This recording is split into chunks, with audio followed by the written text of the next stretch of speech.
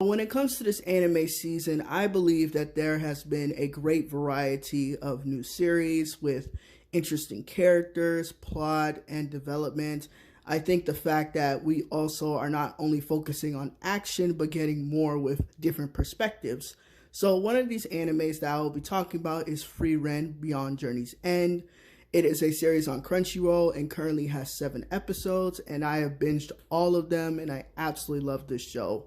The thing that I love the most about this is the fact that it gives us a different perspective about a fantasy anime where the characters are already defeated the quest of defeating the Demon King and his army, and now we're just getting basically beyond the journey. We're figuring out like what do we do moving forward and what is next in life. So that's basically a Frieren, who is the main character. She is an elf, and of course, if you know in history, elves have long lifespans, and of course, they are very strong with natural mana that they use. And when it comes to Frieren has been around for a little bit. We don't exactly know how old she is, but she has been around for a long time. And of course, you know, when it comes to her, the pacing is relatively slow for most people, but that is exactly why, because we're following Frieren. Like, she tends to waste time because to her, time is really nothing because she's an elf. The main point of the story is that she was with a party for 10 years. They were adventuring.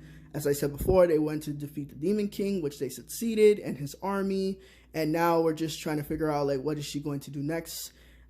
Pretty much, 2 of her party members die because they were human. And like I said, she has a long lifespan. So she doesn't really realize how, basically, she didn't spend too much time with them to understand them because she tends to really not express emotions that much. But then she realizes after her first party member has died is that she cries at his funeral and says that I wish I knew him more. I wish I actually connected to these people that I've been adventuring for 10 years. Because to them it's been a long time, but of course to her it has not. And I absolutely love the fact that when it comes to Frieren, she is a different character. She's not this overpowered, amazing female character. She does have flaws within herself. As I said, she doesn't really understand how people value time so much while she doesn't. And of course, she isn't like incredibly overpowered. There are some times where she doesn't like to get involved in certain situations. She's rather rational, cool-headed, and I think that makes her an incredibly good character. And of course, she's not a morning person, so I extremely relate to her at all times. And we do meet some new characters, obviously, but also we do journey back with flashbacks with her original party, which is also nice to see because they did had fun adventures and they were incredibly close with each other. And even though in the present day they still try to connect with each other, especially with Frieren. So we meet new characters such as Frieren. Frieren was raised by one of her former party members. When she was a little kid, he basically saved her. And of course, ever since then, her former party member passed saying that, yes, please take care of Frieren as her apprentice. And of course, Frieren accepted that promise and now is basically her master and teaches her magic, and they go on adventures together. Well, not really adventures, they just literally just wander around because Frieren's main hobby is collecting like weird spells. So that's another quirk about her character. Like the most random spells she just likes to collect. So like I said, very enjoyable character. And Frieren too. Frieren, she basically grows up. She's now currently 16 years old. She has a bit of attitude, and of course she can be scary at times. She has like this mother aura, always taking care of Frieren, and just basically just try to be mature as possible. And that's what I love about her. She's incredibly funny sometimes. And then the next character we meet is Stark. Stark is a character who is incredibly cowardless. He doesn't want to die, and he also is an apprentice of one of Frieren's former party members. He trained under him, and of course he wants to be a good warrior just like he was. And it's just incredible to see that Stark is actually incredibly strong. He's just obviously, afraid to die. He wants to fulfill his master's wish of traveling the world, have fun adventures just like he did. But of course, like I said, he has, of course, the potential to be one of the strongest. He defeated a whole dragon on his own by himself.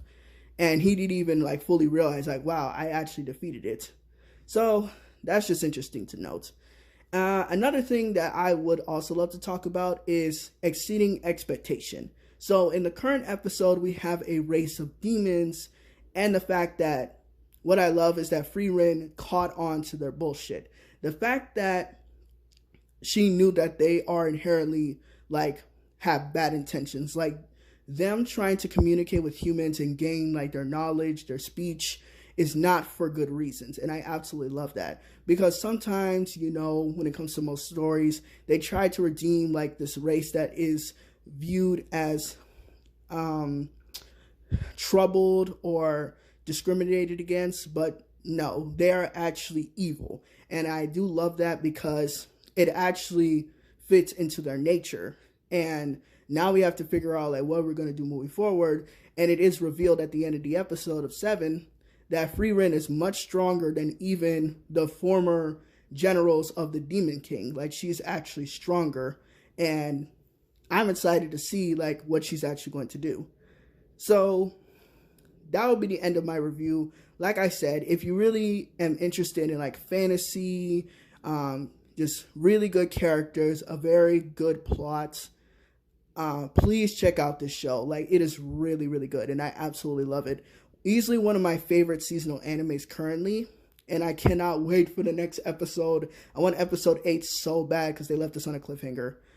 But yes, besides that, that is the end of my video. Thank you so much for watching, and thank you so much everyone for all the views and likes on my videos. And I will continue to give content the best that I can. So please look forward to more videos. So another point I forgot to mention in my video is the fact that when it comes to Frieren, it has an interesting concept that I really like when it comes to fantasy anime, such as the concept of not only time moving forward, but also magic and technology advancing more years go by. So we see in some moments that Frieren is not only learning random spells just for the fun of it for her hobby, but also she is learning among the people spells that are incredibly useful, but also very powerful, because people are constantly learning, you know, from past events and mistakes that they had. So of course, one of great examples is the fact that there was a demon who served the Demon King, and he had a very powerful spell 80 years ago with Frieren's reign was going on. And of course, this spell caused massive amount of lives lost and damage. So currently where we are, 80 years into the present time, Frieren and Frieren confront this demon as the spell was getting weakened and they had to take it out permanently.